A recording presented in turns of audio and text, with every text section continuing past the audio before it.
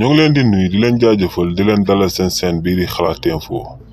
te li ñu waxtaanee moom mooy patriotisme bi nga xam ne ay joueurs équipe nationale bu Sénégal ñoo ngi koy jëmmal ci ginnaaw terrain bi. ndax bëri na si ñoom ñi nga xam ne seen patriotisme duñ ko wane rek buñ solee maillot équipe nationale waaye buñ génnee ci ginnaaw terrain bi tamit dinañ jël seen xaalis di ko investir ci population bi rien que pour prouver que ne ñoom ay patriotes lañ dañoo bëgg seen réew. ci mbir moomee nag dinañ ci jël exemple ñett joueurs dinañ ko njëkkee si kii di Sadio Mané daal di siy teg kii di Kalidou Koulibaly daal di koy jeexalee si kii di Krépin Diatta. waaye li ni mel nag tekkiwul que ne ñoom rek ñoom ñoo nekk ci biir équipe nationale bu Sénégal di defi don waaye dañ leen a jël rek comme exemple ku nekk si ñoom dinañ wax sa parcours say difficultés yi nga amoon pour évoluer ci football bi nga nekk tey ak jàppale bi nga xam ne yaa ngi ko nekk di ko jàppale sa réew te muy Sénégal te li ni mel di marque de patriotisme bi nga xam ne bépp Sénégalais da ko war a saluer ba pare roy ci bu fekkee sportif nga. kii di Sadio Mané moo ngi juddoo ca Bambali ci benn village bu nekk ci région bu Sédhiou ci biir Casamance comme Sénégalais yu bëri joué na ci terrain ak ay tànk neenam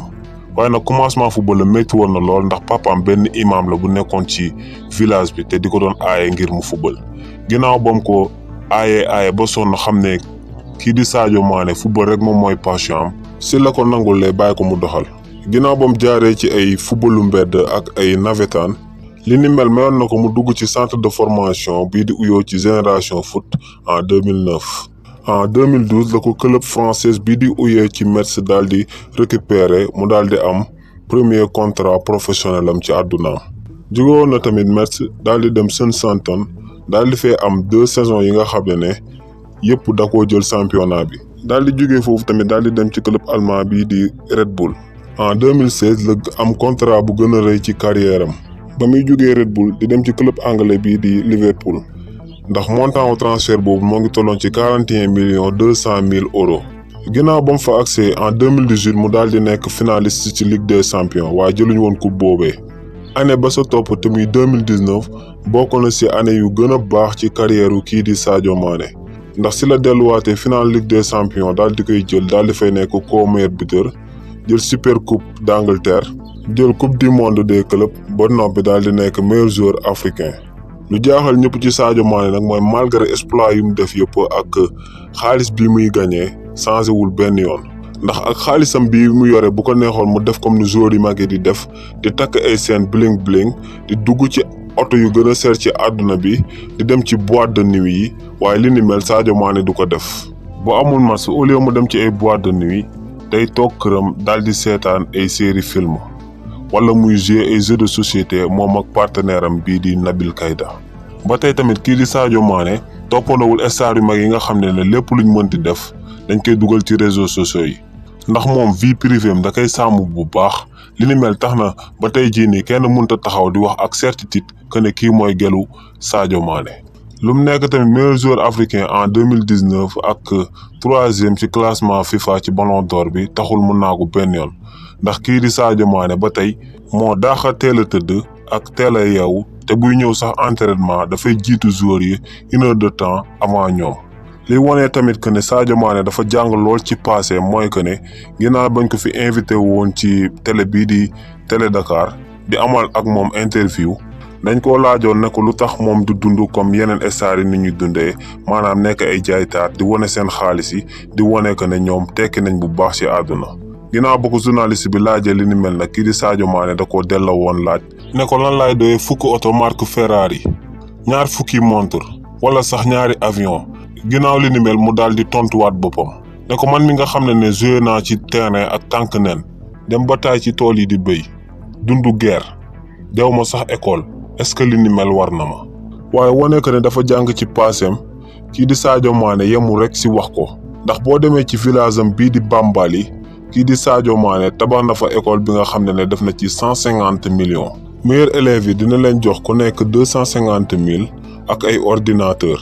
ginnaaw li ni mel tamit tabax na fa benn hôpital bi nga xam ne moo ko tabaxee 350 millions. tabax na fa benn ngandam juma waaye tamit andi na fa lii di courant waxtu gi ñuy wax ak yéen moo ngi fay tabax stade bi nga xam ne pareegul moo ngi fay jéem a jëmmal benn projet tamit ngir andi fa benn station d'essence bokk na tamit si jëf yu muy def mooy jënd lu tolloog 300 mayo yi nga xam ne Liverpool la koy jëndee daal di koy ñëw daal di koy séddale waa dëkkam bii di Bambali. ba Covid 19 bi tamit daal di doon soog a dugg Sénégal te personnalité yëpp di doon def ab don kii di Sadio Mané jëloon na 30 millions daal di koy jébbal état bu Sénégal. ginnaaw kii di Sadio Mané dañuy waxtaanee kii di Kalidou Koulibaly mi nga xam ne moom juddoowul Sénégal yaroowul Sénégal waaye en 2015 la soog a daal di agsi ci réew mi di Sénégal ngir jouer fii ay éliminatoire. kii di Kalidou Koulibaly moo ngi juddoo ca France ci Saint-Dié-de-Vauzes. ba muy doon xale bu ndaw demoon na ci école football ca Metz waaye foofu nag jotu faa yàgg ginnaaw li ni mel la delluwaatoon seen kër daal di continuer jàngam di defaale football en même temps ba am lii di bagam. waaye en 2010 nag la ko waa Metz daal di oowaat ba mu ñëwaatee nag ñu daal di jël coupe Gambardella. ginnaaw li ni mel la ko équipe nationale bu France daal di oo ngir mu ñëw daal di jouer ci benn tournoi des moins de 20 ans. bañ demee foofu nag ñu jël 4e li ni mel nekkoon gulet ci histoire France ndax ñu leen fa jiitu woon yëpp quart de finale la ñeemoon. ginnaaw ba saison 2010 bi jeexee nag si la ko club bu Belgique bii di ooyee ci Genk daal di jënd. li ni mel taxoon na tamit réew mii di France en 2012 daal di koy convoqué waat ngir mu ñëw daal di jouer coupe du monde des moins de 20 ans moom ak ñoom Griezmann. ginnaaw tournoi boobee la ko France gëjoon a oo waaye teewloon mu dem daal di wéyal carrière am ci club bii di Naples.